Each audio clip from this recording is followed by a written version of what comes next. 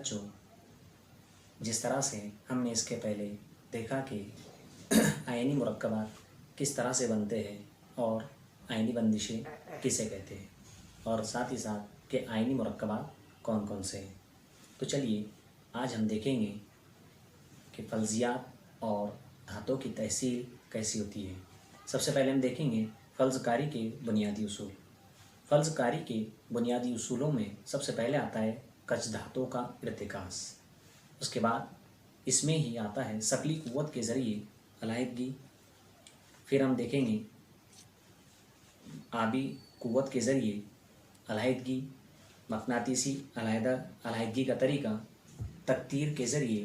دھاتوں کو علیحدہ کرنے کا طریقہ۔ یہ تمام جو اعمال ہے دراصل یہ دھاتیں جو غیر خالص دھات